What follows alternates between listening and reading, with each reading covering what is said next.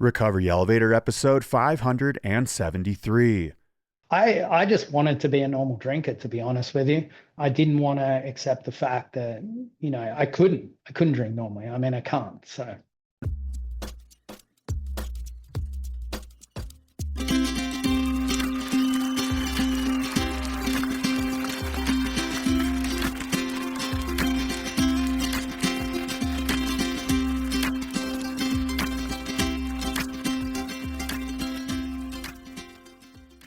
Welcome to the Recovery Elevator podcast. My name is Paul Churchill, and I'm excited to be here with you today.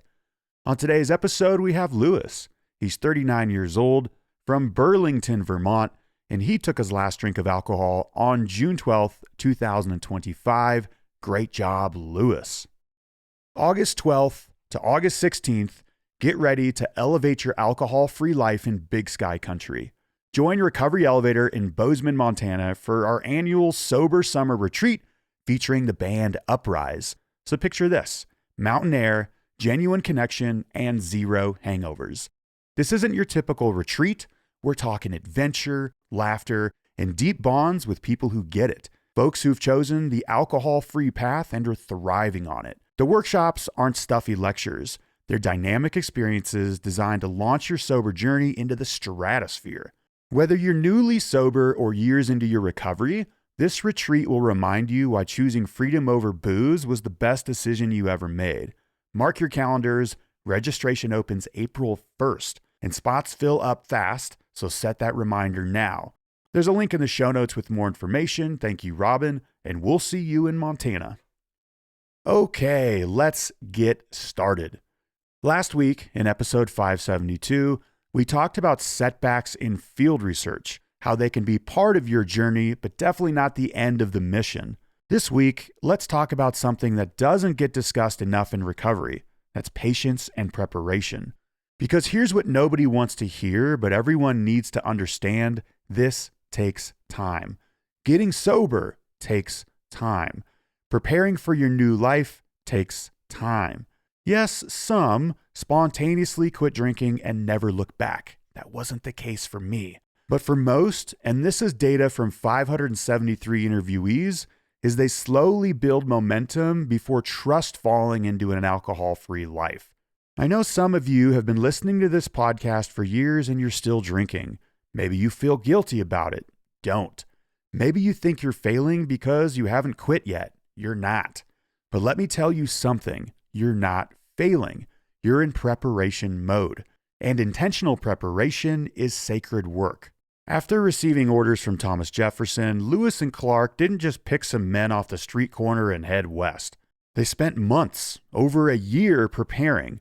They gathered supplies, they studied maps, they recruited the right crew, they talked to people who had been partway there. They trained, they planned, and when they finally left St. Louis in May 1804, they were ready. And side note, you can thank former Recovery Elevator podcast host Chris Oyen for all the Lewis and Clark references. Last year, he recommended I read the historical account of their Western exploration called Undaunted Courage, and wow, it blew my mind, and I recommend the read to you all as well. And where I'm podcasting at the moment, in Bozeman, Montana, besides being the drunkest county in America, according to the CDC, is 14 miles south of the Lewis and Clark Trail, where they passed through in 1804 and then returned in 1805. Okay, back to patience and preparation, because that's what you're doing right now. Every episode you listen to is reconnaissance. Every time you question whether alcohol is worth it, you're gathering intelligence. Every moment you imagine life without drinking, you're building the mental map you'll need for the actual journey. The danger isn't taking your time to prepare. The danger is beating yourself up while you're in the preparation phase, convincing yourself that you'll never be ready, that you're somehow different, that everyone else is getting it but you. And when you're ready, it will stick. And side note, you're ready. Lewis and Clark reached the Pacific in November 1805, 18 months after they started. Your timeline with your drinking, of course, will be different. It's different for everybody. Maybe it's 6 months. Maybe it's 6 years. Maybe it's tomorrow. Maybe it's today. But what matters most isn't the speed, it's the direction. So this week, I want you to give yourself permission to be exactly where you are. If you're still drinking and listening, you're right where you need to be. If you quit yesterday, you're right where you need to be. If you're 6 months in and sober and you're still struggling, you're right where you need to be. So next week, we're going to talk about building your expedition team, because Lewis and Clark didn't make it to the Pacific alone, and neither will you. But for now, the word is patience. Be patient with yourself, with the process, and with this timeline. You're preparing, and that's a damn smart thing to do. And before we hear from Lewis, and not the Lewis and Clark, but the interviewee today, Lewis, I want to mention this is an ad from BetterHelp. It feels like February is all about flowers, candy, stuffed animals, and of course, lots of talk about relationships and dating. And sometimes it feels like everyone else has it all together regarding their love lives. But the truth is, most of us, everybody, we're still figuring it out and finding our way. And no matter where you are in your romantic journey or just with your connections with other human beings in general, therapy can help you find your way, help you determine what you want, what feels heavy, and how you can take some pressure off yourself. Sometimes, well, all the time, I have blind spots in my own relationships, and therapy is a great way to illuminate what I need to work on. I don't have relationships figured out or this whole connection thing, which is so important to recovery, which is why I meet regularly with a therapist. With over 30,000 therapists, BetterHelp is the world's largest online therapy platform, having served over 6 million people globally. Sign up and get 10% off at betterhelp.com/elevator. That's BetterHelp, HELP.com/elevator. Lewis, how are you? Yeah, good. Thanks, Paul. Right on, Lewis. Let's get right into this. When was your last drink? June 12th, 2025. That's what's up. 7+ months away from the booze. How do you feel, Lewis? Feel a lot better physically and mentally, just tons better. Was this your first try, your first attempt to quit drinking? No, I've had plenty of goes before. The last time that I seriously put my mind to it was 2020, 2021. But this is the first time that I've clocked up, more than maybe a month at a time. Was there a time in the past, Lewis, where you didn't think you would make it this far, like 7 months without alcohol? 100%. I actually had come to the conclusion that I was just going to drink forever. So I definitely never expected to say I was over 7 months sober. Before we get more into your story, Lewis, give listeners some background about yourself. This is where you're calling in from, your age, what does your professional life look like, and then what do you like to do for fun, Lewis? I'm 39 years old. I'm calling in from Burlington, Vermont, over on the east coast of USA. I grew up in Australia. I run a business. What I like to do for fun, I run, I work out, I snowboard. When I'm near the ocean, I surf. I like to be outdoors, and I like to eat good food and hang out with friends. Nothing too crazy. Lewis, what's the coolest part about Australia and the coolest part about America? The coolest part of Australia, it's definitely the coastline. I mean, we have thousands and thousands of kilometers of just untouched virgin coastline, which is amazing to explore. The water's so beautiful over there, got great waves. So I would have to say that if I had to kind of pick one thing about Australia that beats pretty much anywhere else, it'd be the beaches. Coolest thing about America, there's so much diversity here. It's such an interesting country. Every state has its own little quirks and idiosyncrasies, and there's just so much happening in America at any given time. I love the fact that you can go from, Vermont over to New York, and it has like this really tangible, different feel to it compared to Australia, where you drive state to state. It all feels pretty similar. Lewis, I read a stat about Australia that says the average person in Australia lives 14 miles away from the coast. Does that check out?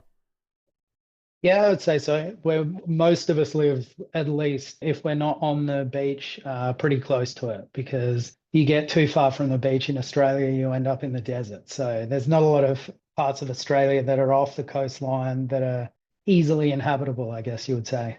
Yeah, in 2019, we did an RE meetup in Sydney. We did one in Bondi Beach, and we did another one in Brisbane. I definitely hope to make it back one day. Well, Lewis, let's do what we came here to do. I'm going to turn it over to you in terms of your story. I'm going to jump in with questions as I see fit. Let's do it.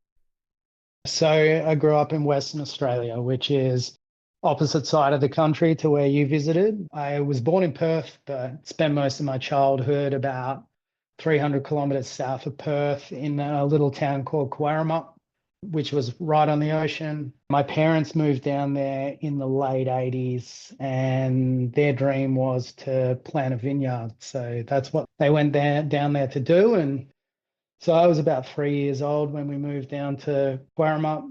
I grew up, I had two brothers, and we had this pretty amazing childhood where we basically got to walk out the door and we were in the country. Like in any given direction, we had miles and miles where we could run around and explore the bush. And it was a fairly free range childhood, I guess you'd say.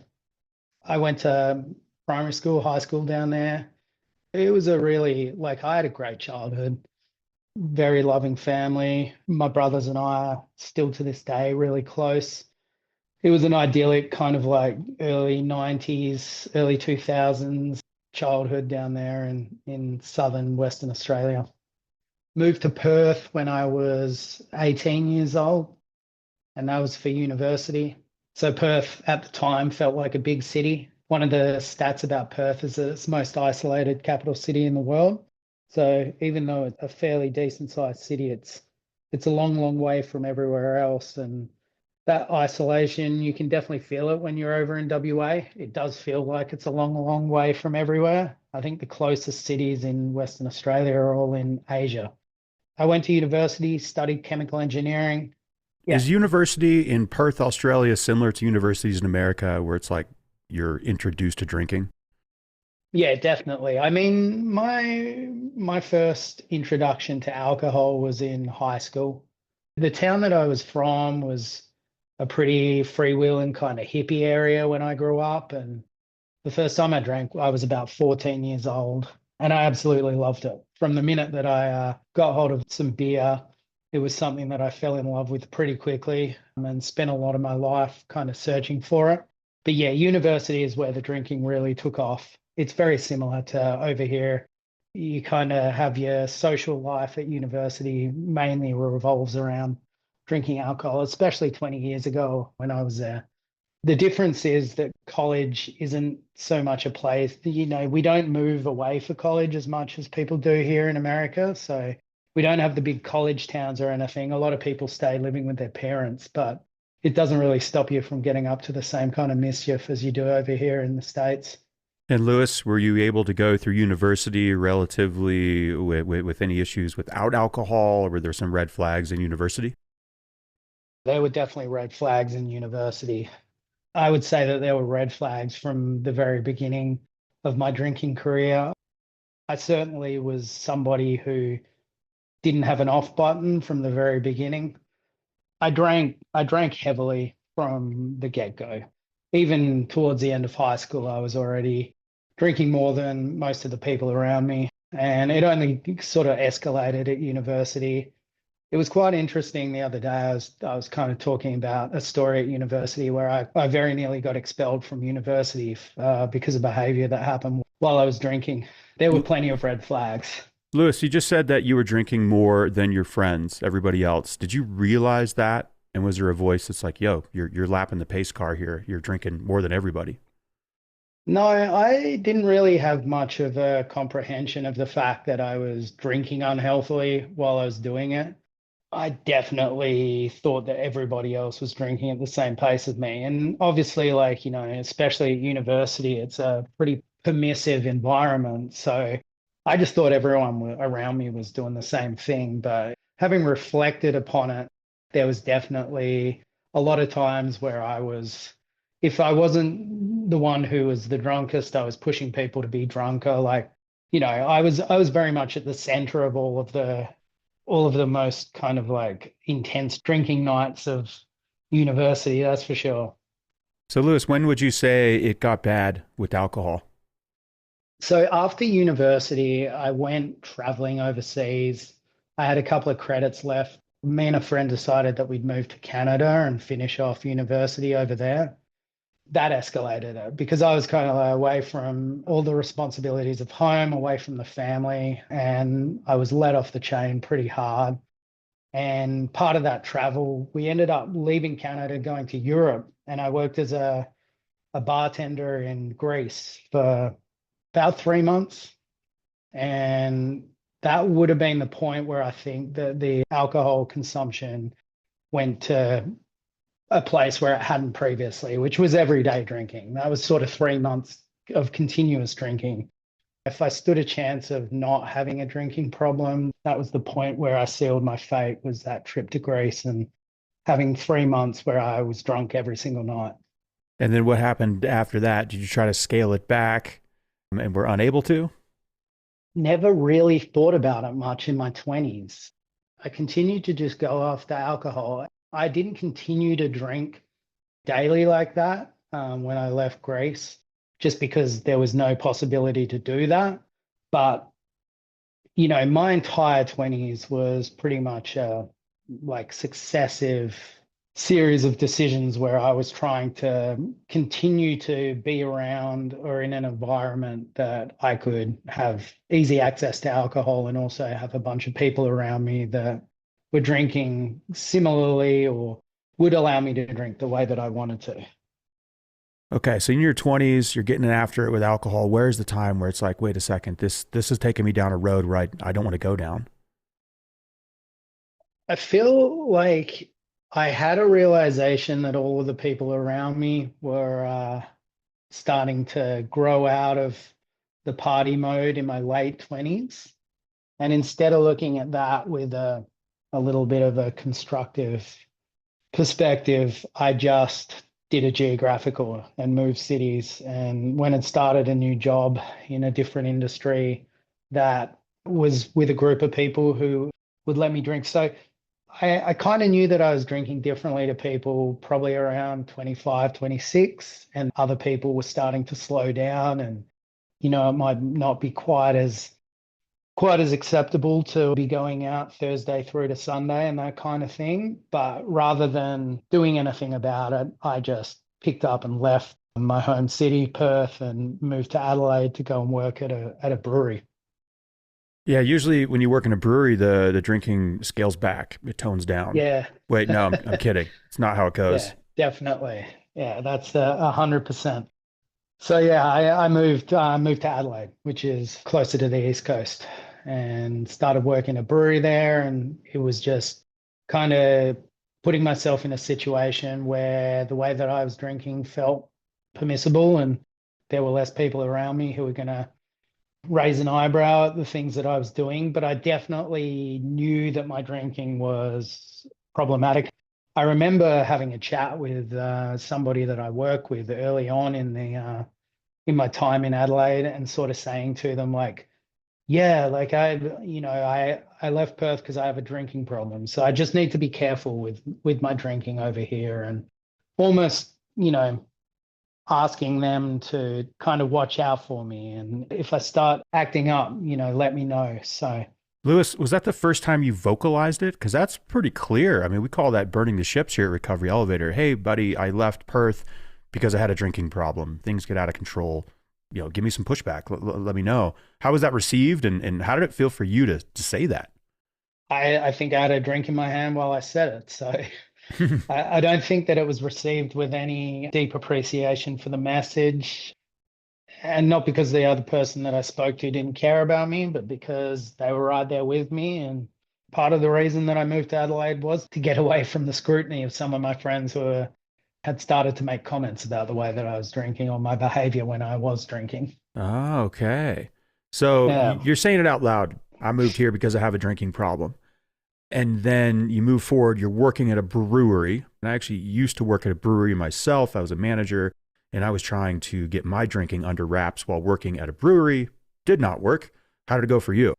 Yeah, it didn't work very well. I mean, I almost worked at that brewery for a decade, and no, the drinking never went backwards. It only sort of escalated from there. So I would say that there was a little bit of a I don't even know the right way to put this, but a honeymoon period where it felt good to be around people who weren't going to kind of call me out on it. But at the same time, some pretty negative ramifications of my drinking started occurring. I just started to have more and more negative stuff happen in my life that was a direct result of alcohol. I mean, I pushed it to the side, to be honest with you. It was one of those things that I didn't really want to confront. I thought that alcohol was, the magic potion that made my life better, even though in many ways it was quite obviously making my life worse, but I just couldn't perceive or like imagine a life without it, to be honest. Yeah, Lewis, you are 573 episodes, 573 guests. There's a lot of similarities, and one of them is that it's like there's an awareness of what it is. It's like, wow, this is an issue, got a drinking problem, but not going to do anything about it. I'm not even going to confront it. I've almost succumbed to it or surrendered to the fact like this is just how it is. It sounds like you were there with that. Well, yeah, and I was also just consistently kind of fighting the problem. I just wanted to be able to drink normally. A lot of my heroes growing up were big drinkers. I always had that kind of idea in mind that I'd be out there drinking like Don Draper in the first series of Mad Men, all sophisticated and being able to hold my booze and all that kind of thing. So I just wanted to be a normal drinker, to be honest with you. I didn't want to accept the fact that, I couldn't drink normally. I mean, I can't. So That's a value bomb right there. And our editor picks, like a 10-second mini snippet, and if she picks that one or not. But I know there's a lot of nodding heads up and down going, I just want to be a normal drinker, and I'm going to find out a way to make it happen, and I'm not going to accept anything else. I went through that phase.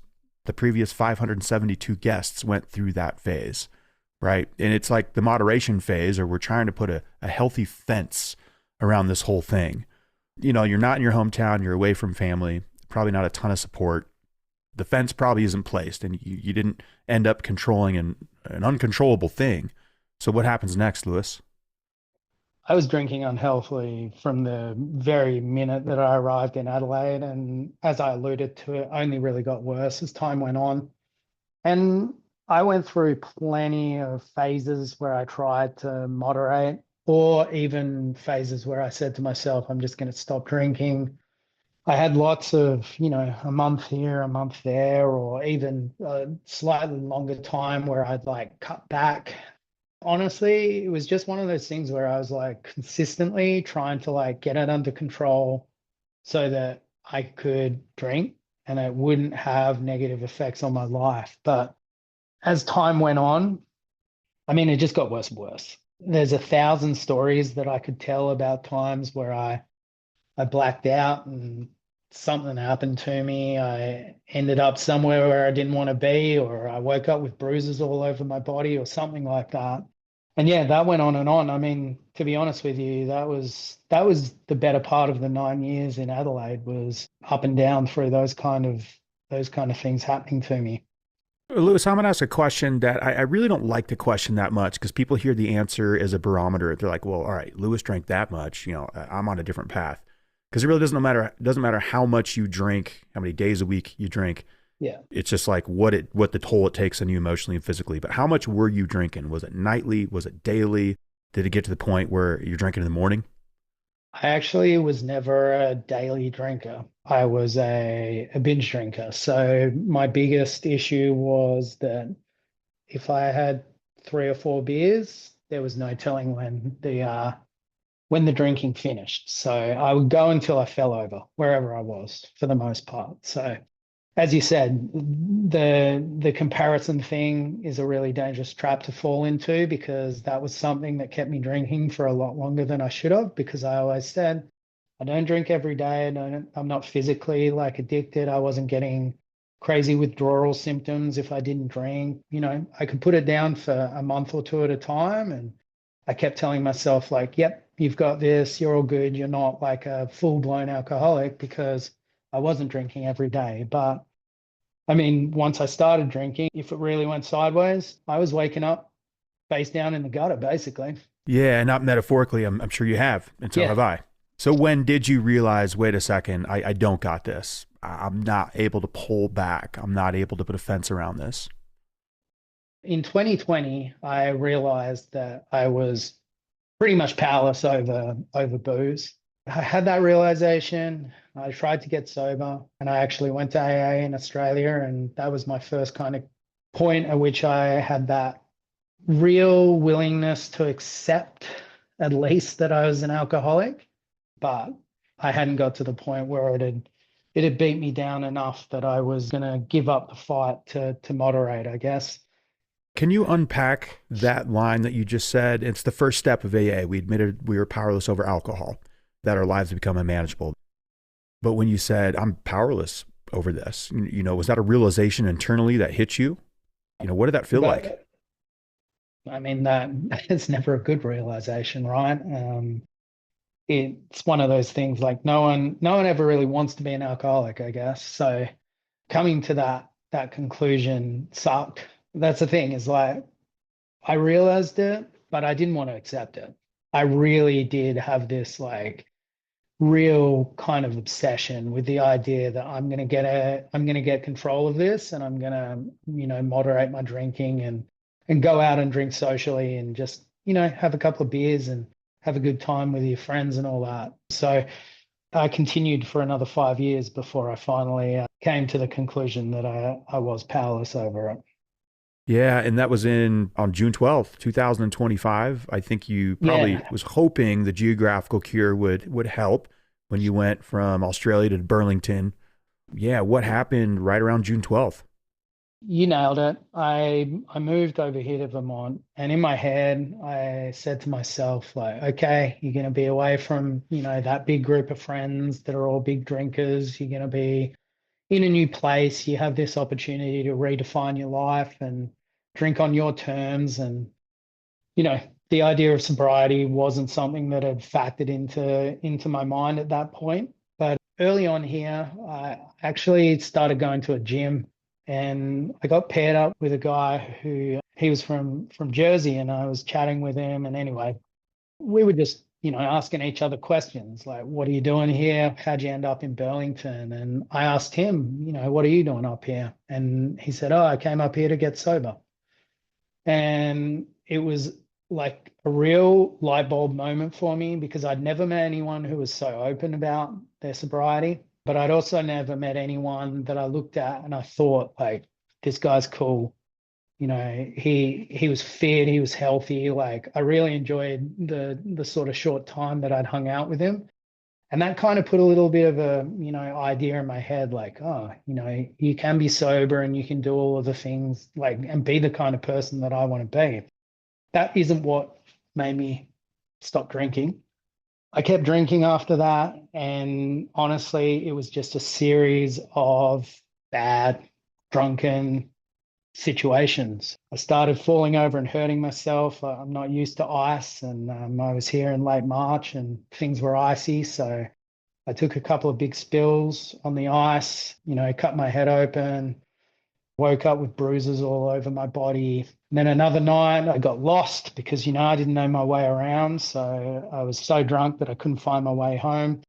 And then the final straw was just random Wednesday night, going out, no intention to get really, really drunk. And I ended up missing work the next day. It just turned into one of those nights where it didn't finish until God knows when. And the next day I couldn't make it to work. And I just had one of those moments where the future of my life flashed before my eyes. I realized I was going to lose my job. I was going to lose my visa for America. I was going to probably lose my girlfriend, everything. I was going to lose all of this stuff that I had if I kept drinking. Like it just occurred to me that it was inevitable that if I kept drinking, I was going to lose everything. And worst case scenario, I might die, because I kept having all of these blackout drunks where I would wake up and I'd be injured. And I was only probably inches away from giving myself a head injury however many times. So yeah, the whole Aussies on ice for the first time thing, and then drunk Aussies on ice. Yeah, I never thought about that. I grew up walking on ice. I'm used to it, but to do it for the first time while drunk, holy crap, of course you're going to fall. And it sounds like you had a really good idea of like, hey, if I keep this drinking up, like, I'm dead. Like it's just nothing good is going to come out of this. How did you wrap all your mental energies around sobriety or abstinence or quitting? Honestly, that morning, I I just made a decision that I was gonna stop drinking. It was, it was so clear to me in that moment. I mean, I was still drunk. I felt terrible. There was just this moment of clarity that came over me where I realized that if I didn't stop drinking, then I was going to lose everything. I mean, the worst case scenario would have been I continued to drink and things just continued to be terrible, which was also really awful kind of like idea in my head was this might keep on happening for the rest of your life and I might live until I'm 70, but my life's going to suck. So it was just this weird sort of moment of clarity that occurred. And it was from that moment I was like, oh, I've got to do something about that. So that night I went to my first AA meeting here in Burlington, and yeah, I haven't had a drink since. Lewis, what can you say to someone out there who's made that decision? Because you said, I just made the decision, who's made the decision once, twice, 5 times, 50 times, 100 times, hundreds of times. And they're hearing you like, I just made the decision. And I'm guessing you made the decision again in the past, but what can you say to somebody who's making that decision over and over, but it's not sticking? I would say if that decision is popping into your mind, like that thought that I need to do this, I need to quit. If you're having that thought, like listen to it. I had that 1,000 times before. Everything in my life was pointing at the fact that I needed to cut alcohol out of it. But, I was stubborn. I did not want to admit that I could not control my drinking because for whatever reason, my identity, my idea of who I was and what made somebody interesting and exciting, it was all kind of interwoven with alcohol. And so, yeah, if you're having that thought, like trust it, give it some time. You know what I mean? Like if you have that thought, actually give it a shot. Because in the past, I never gave it a shot. I was like resistant of it. Even though the thought was there, I was like, there was this other thought that was like, nope, not going to listen to that, and went straight back out and started drinking. So In your email, you said your recovery is anchored to the AA scene in Vermont. So I yeah. assume AA was a big part of it. Oh, yeah, big time. When I moved out to Vermont, one of the things that was a big calling card for me was that there was more breweries per capita in Vermont than any other state in the USA. I love IPAs, so I was so excited to get out here and drink a bunch of Vermont IPAs. The thing that I didn't know about Vermont is that it also has one of the strongest recovery communities in the whole country as well. And to be honest with you, the reason that it's been such a big part of my recovery out here is because it's such a fantastic community. It's really, really supportive and friendly and welcoming and all of the things that, someone like me, I was a social drinker. I almost always did my drinking out and about because I like being around people. And I've found that in sobriety, I've met some of the best people that, I've ever met in my life. Lewis, did you get a sponsor and work the steps? And then how many meetings were you going to? How many meetings do you go to? I started off going to a bunch. I didn't do 90 and 90 or anything like that, but I was going at least 5 days a week, I think, in the very beginning, which I still probably do three, 4, 5 a week, depending on, what week it is and where I am. And yeah, I have a sponsor. So actually in a pretty cool sort of like twist, the guy that I met in the gym, I walked into a meeting and he was sitting in one of the meetings and we got to talking and he's my sponsor now. So I think that is so cool. That guy in the gym, you got to talk and ask the questions. Hey, what brought you up to New Jersey? Oh, I moved up here to get sober. I'm a huge fan of AA, but I'm not a fan of the second word of the name, the anonymous part. Like if that guy didn't say, I moved up here to be closer to family, you heard what you needed to hear that day. Right. And yeah. It sounds like that impacted your trajectory. And then you saw that guy in the meeting. How vocal are you about this? You're on a podcast talking about this, so we kind of know the answer to this. But like within your personal friend circles and just your people that you interact with on a day-to-day basis in Burlington? It's mixed. I've told a lot of my friends and my family about, sobriety. I've definitely made sure that the people who I'm close to at home understand what's happening. Work, not so much. I just haven't, like, I don't know why, but it's sort of something that I've kept a bit closer to my chest in a work sense. But then outside of work, like pretty much anyone, if I get offered a drink, I say no thanks. I'm sober, or I don't drink.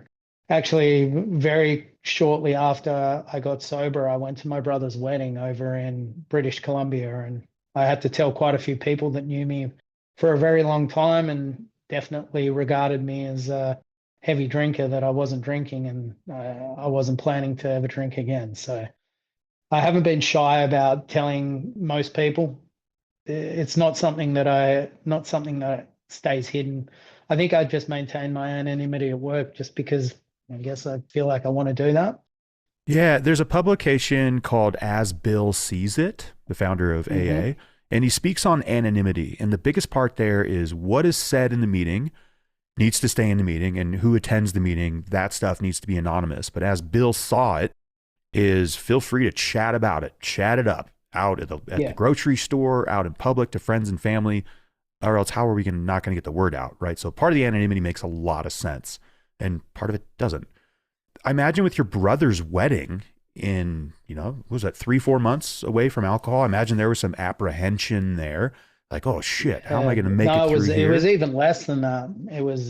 It was within a month. Did your brother know before you showed up? Like, hey man, I'm not drinking at your wedding. I need your support. Yeah, I let him know Okay. I wasn't going Super to be smart. drinking. Honestly, I really thought that it was going to be a lot more pressure, but people were great about it. And I think I had one conversation where somebody kind of pushed the point a little bit. Other than that, everyone else was just like, "Oh, cool, good for you," which was nice because I definitely had some apprehension about it. I was nervous, that everyone was going to be like, "Well, why?"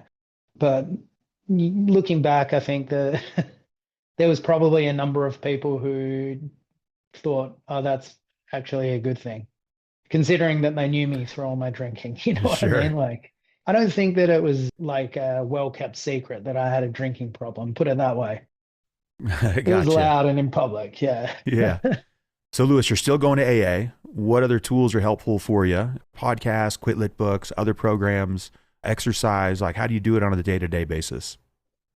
I love podcasts. I listen to yours and I listen to a handful of others. Rise Above with Kevin Lanning is one that I just started listening to recently. I really like his interviews. There's a bunch of really good AA speaker podcast channels that I love to listen to. Read books. The Phoenix is another one that I've enjoyed. I haven't been doing it a ton, but that's the sober exercise community, which has been great. There's quite a few really good free, workout sessions and stuff here in Burlington that are keyed in with the sober community, which is nice. And what's on your bucket list, Lewis? Like, what do you see in the future? What do you want to go after in life now that alcohol's no longer holding you back? God, I'm at that stage in life where I'm almost rewriting my entire priority list because one of the biggest issues that I had while I was drinking is that I couldn't follow through on anything. I'd do my job and I'd fulfill most of my kind of like most basic life duties, but I could never follow through on plans. I'm getting to the stage now where I'm realizing that I can actually make plans. If I want to go do something, I'm going to be able to do it because in the past, I would want to do something. Like I would say, oh, gee, I'd love to, hike this or go on a ski holiday or something like that in my head. But the follow through would never be there because I just didn't have the energy. And I really didn't have the capability of getting too much done outside of the very bare minimum. My life was chaotic. So just not having that chaos in life is almost like a little bit confusing right now because I think you've said it in a few podcasts, like, there's another word for serenity, which is boredom. And I'm so used to just chasing my tail all the time and having to, do damage control or put the pieces back together. I'm just getting used to not having to do that. It's a little bit of a adjustment in life, I guess. Listeners, this is just the level of change that quitting drinking is. You said you're rewriting your priority list for life, like in general. Man, Yeah. that's a great line. And yeah, the chaos thing, the boredom thing, it's a challenge, right? Like I almost feel the drinking fulfilled a part of my life that needed that chaos, like that extra busyness, like the fight, the battle. And yeah, we have to fill that void when we remove alcohol for sure. And that takes time. I got one more question for you, Lewis, before we hit the rapid fire round, is how has your body healed? This is like physically and then mentally and spirituality, right? AA, the higher power thing. Like where are you at with that? Physically, the biggest change that I've noticed is that I have a ton more energy, just a natural baseline energy that is far, far better than even my best day when I was actively drinking. So, I would always be one of those people who, if I got like, a bad night's sleep, I'd feel like death the next day. Whereas now, a slightly less than ideal sleep and I can still knock out a workout and get all of my daily duties done without feeling like I'm walking through cement. Mentally, a lot of clarity. Like I said, that lack of chaos is a revelation because all of a sudden, I can set goals and work towards them. That was something that I could never do in the past. I could never, ever make a goal and then start working towards a goal. So a good example that ties back to the physical side of things is I had a minor knee injury and I sort of picked a workout that I was going to do to help recover that knee injury. And I actually did it for 3.5 months straight and my knee's better. So when I was drinking, I could never do anything like that. I would have trailed off after a week or two. So yeah, just having less noise has been amazing from a mental perspective. And then spiritually, yeah, I mean, this was something that I never would have had on my bingo card for life in general. I definitely was one of those people who rejected the God word pretty hard. I went through a pretty heavy stage of atheism, and I can honestly say that connection to a higher power has been one of the best things that's come out of this entire journey. I don't think I ever would have expected 7 and a bit months ago that I would be willing to get on a podcast and admit that, I believe in a higher power. Every single day I pray.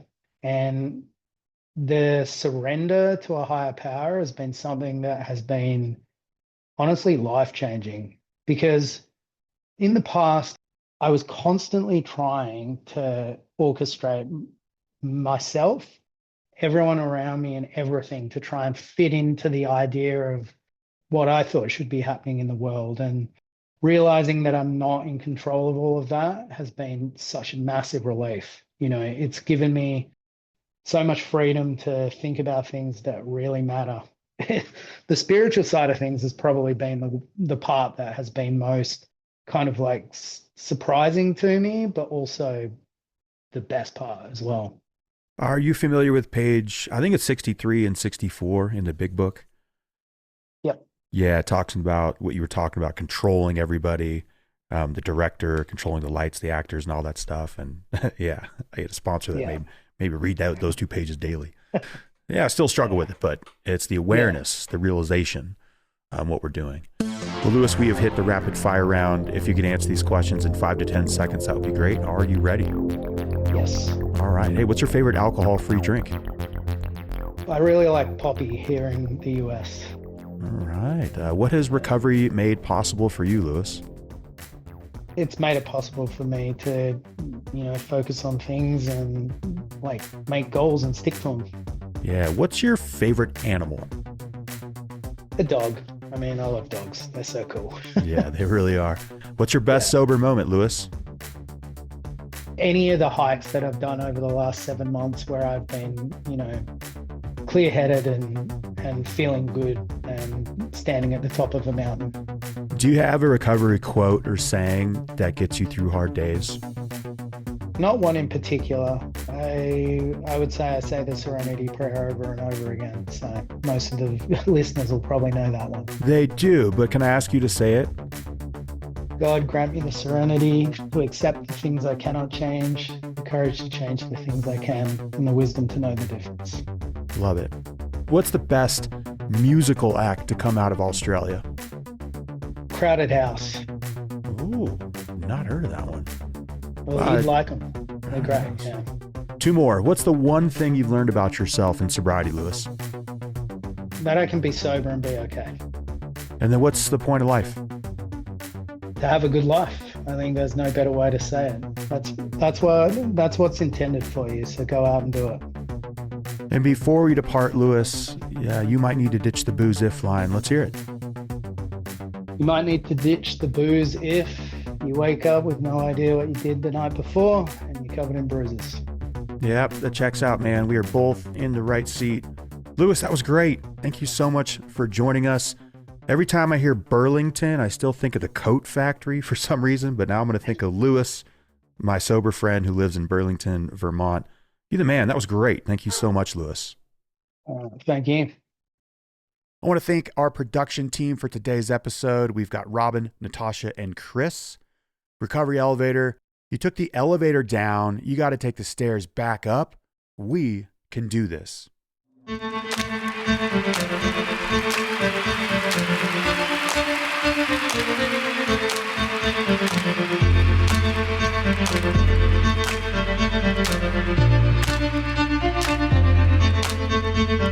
I see you, Saber, I see you, Saber, almighty Saber, I see you, Saber, I see you, Saber, I see you, Saber, almighty Saber, I see you, Saber.